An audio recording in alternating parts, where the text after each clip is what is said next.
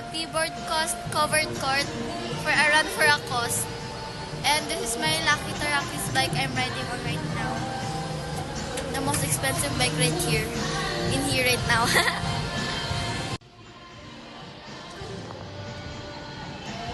My Lula. That's my Lolo Lucky, or I call him Lucky Taraki. It's Ate Karen. The food are there, oh, diba? There, the food are there. Those are the groups and vloggers that joined here. It's there. There are a lot.